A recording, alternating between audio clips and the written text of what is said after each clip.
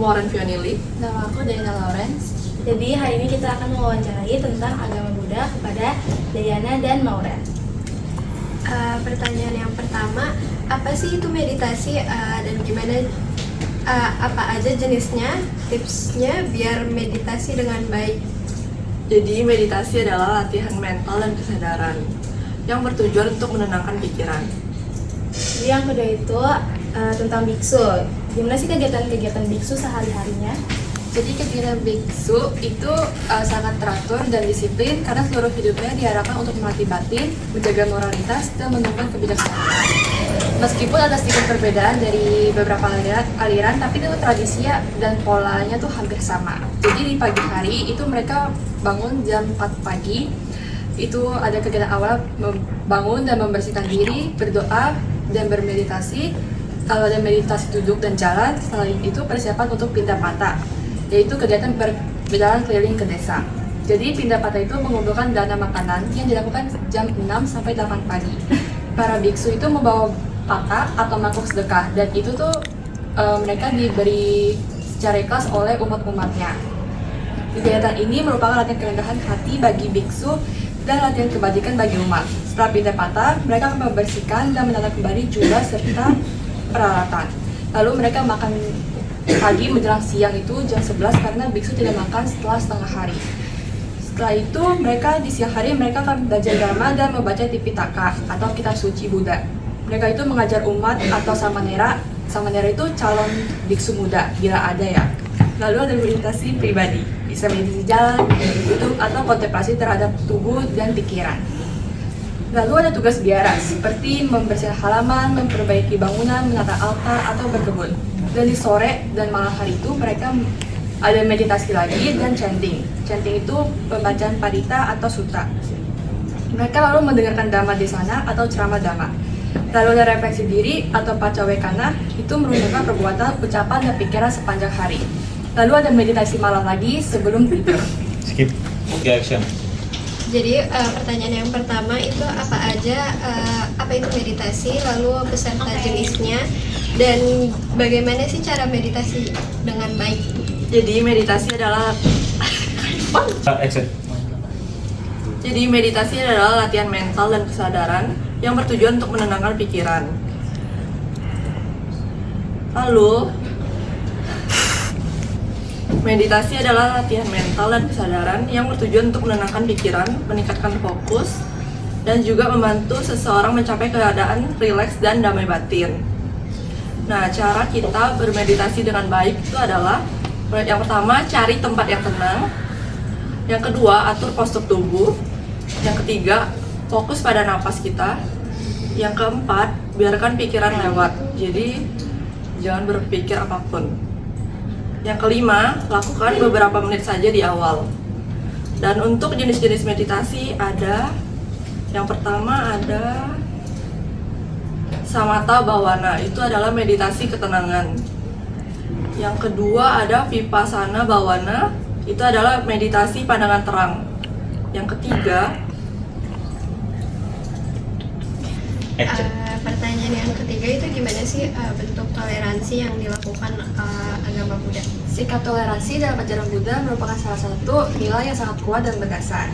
Dan itu ada beberapa bentuk toleransi yang diajarkan dan dilakukan oleh Buddha. Yang pertama itu, Buddha tidak pernah memaksa siapapun untuk mengikuti ajarannya. Beliau selalu mengatakan bahwa setiap orang berhak memeriksa, berpikir, dan memilih jalan spiritualnya sendiri. Dalam Kalama Sutta, Buddha menasehati suku Kalama yang bingung karena banyak guru spiritual datang memberi ajaran berbeda-beda. Beliau berkata, jangan percaya hanya karena sesuatu dikatakan oleh guru, kitab, atau tradisi. Dan itu menunjukkan bahwa Buddha menghargai kebebasan berpikir dan tidak menolak pandangan lain. Yang kedua, toleransi terhadap agama dan kepercayaan lain. Pada masa hidupnya di India itu banyak kayak berbagai kepercayaan dan aliran spiritual. Dan beliau tidak pernah untuk menghina dan menyerang ajaran lain. Sebaliknya, beliau berdialog dengan para brahmana, pertapa, dan pemimpin spiritual dengan penuh hormat dan kesabaran. Dan yang ketiga itu ada toleransi dalam perbedaan pendapat. Buddha sering berdiskusi dengan para pemuka aliran lain yang memiliki pandangan berbeda, tapi beliau tidak marah atau menolak, tetapi mendengarkan dengan sabar, lalu menjawab dengan logika dan kebijaksanaan. itu mencerminkan sikap dialogis dan terbuka yang menjadi contoh toleransi sosial dan intelektual.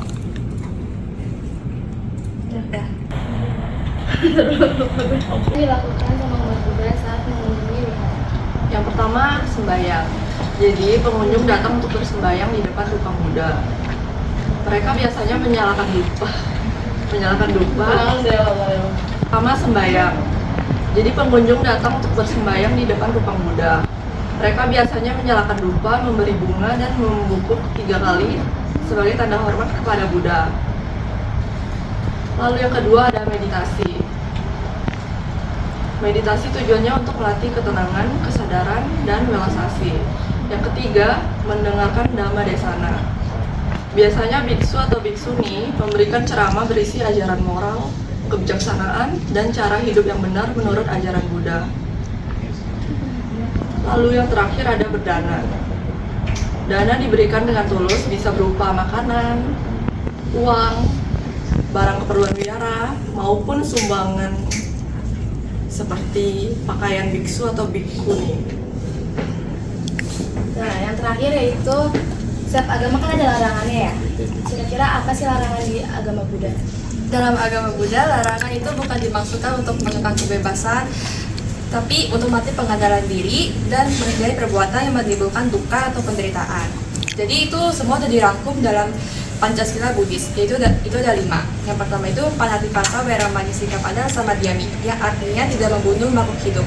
Yang kedua itu Adinadada Weramani Sikapada Samadhyami, yang artinya tidak boleh mencuri.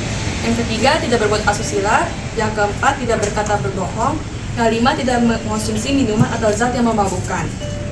Lalu ada larangan tambahan bagi para biksu dan biksuni, yang ada terdapat 227 peraturan untuk patimokkha bagi biksu dan 311 peraturan bagi biksuni.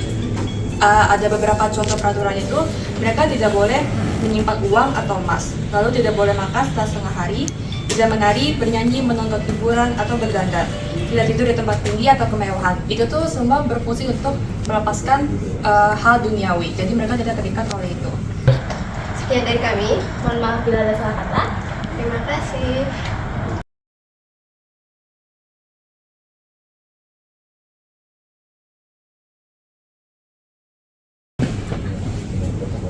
Sekian dari kami. Mohon maaf jika ada salah kata. Terima kasih. Terima kasih. Kok pengen tepuk tangan? Dah. Sekian dari kami.